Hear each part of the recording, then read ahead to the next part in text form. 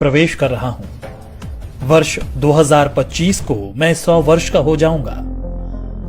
वर्ष 1925 में विजयादशमी के दिन नागपुर में डॉक्टर केशव राव बलिराम हेडगेवार जी ने मुझे संघ रूपी जिस बीज के रूप में रोपा था, तब किसी ने भी नहीं सोचा होगा कि मैं एक वट वृक्ष बन जाऊंगा। आज इस वट वृक्ष की कई शाखाएं राष्ट्र निर्माण कार्य में लगी हुई हैं। संघ के प्रथम सरसंघ चालक हेडगेवार जी ने अपने घर पर 17 लोगों के साथ गोष्ठी में मेरे गठन की योजना बनाई थी। इस बैठक में हेडगेवार जी के साथ विश्वनाथ केलकर, भावजी कावरे, अण्णा साहने, बालाजी हुद्दार, बापूराव भेदी आदि लोग मौजूद थे। मेरा क्या नाम होगा, क्या कार्य होंगे, सब कुछ समय के साथ धीरे धीरे तय होता गया। उस वक्त हिंदुओं को सिर्फ संगठित करने का विचार था। यहां तक कि संघ का नामकरण राष्ट्रीय स्वयंसेवक संघ भी 17 अप्रैल 1926 को तय हुआ। इसी दिन हेडगेवार जी को सर्वसम्मति से संघ प्रमुख चुना गया, लेकिन सरसंघ चालक वे नवंबर 1929 में बनाए गए। मेरे नाम के अस्तित्व में आने से पहले 3 नामों पर विचार मंथन हुआ, जो थे राष्ट्रीय स्वयंसेवक संघ, जरीपटका मंडल और भारतोद्वारक मंडल, जिसके लिए बाकायदा वोटिंग भी हुई। नाम विचार के लिए बैठक में मौजूद 26 सदस्यों में से 20 सदस्यों ने राष्ट्रीय स्वयंसेवक संघ को अपना मत दिया, जिसके बाद मैं यानी आरएसएस अस्तित्व में आया। पिछले कई दशकों से लगातार देश के कोने कोने में संघ की शाखाएं लग रही हैं। हेडगेवार जी ने व्यायामशालाएं और अखाड़ों के माध्यम से संघ कार्य को आगे बढ़ाया था। स्वस्थ और अनुशासित स्वयंसेवक होना उनकी कल्पना में था। 96 वर्ष के सफर में आज मेरे 80 से ज्यादा समविचारी और अनुषांगिक संगठन हैं। दुनिया के करीब 40 देशों में मैं सक्रिय हूं। पर मेरा यह सफर इतना भी आसान नहीं था।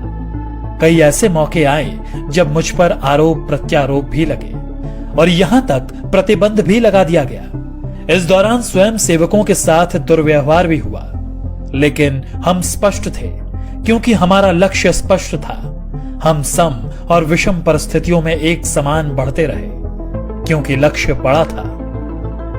संघ के विरुद्ध दुष्प्रचार के बावजूद समाज का एक बहुत बड़ा वर्ग ऐसा भी था जो संघ के समर्पण को देख रहा था और समझ भी रहा था। यही कारण था कि जिस परिवार को संघ के स्वयंसेवकों की मदद किसी न किसी रूप में मिली, वह सदैव के लिए संघ का हो गया।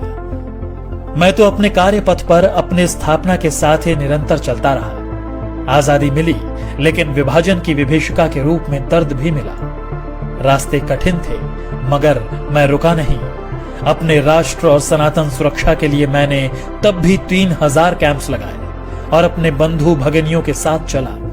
वर्ष 1962 में जब चीन ने धोखे से देश पर हमला कर दिया, तब मेरे परिवार के स्वयंसेवकों ने बखूबी अपना राज्य धर्म निभाया और जान पर खेलकर सरहदी इलाकों में रसद पहुंचाने में सेना की मदद की। इससे प्रभावित होकर तत्कालीन प्रधानमंत्री नेहरू ने 1963 में गणतंत्र दिवस की परेड में संघ को आमंत्रित किया। स्वयंसेवकों ने उस गणतंत्र दिवस की परेड में पूर्ण गणवेश के साथ भाग लिया और अपनी सादगी सात्विकता से सबको अवगत कराया था।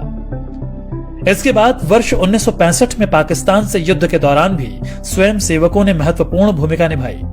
तमाम विरोध और सभी कठिनाइयों के साथ संघ अपने पथ पर निरंतर आगे बढ़ता रहा। आपदा हो या युद्ध, मेरा संकल्प भारत समर्पित। कभी 25 स्वयं सेवकों से शुरू हुआ संघ आज विशाल संगठन के रूप में स्थापित है। बिना स्वार्थ, तन मन धन से दिन रात राष्ट्र सेवा, मानव सेवा में स्वयं सेवक जुटे हुए हैं।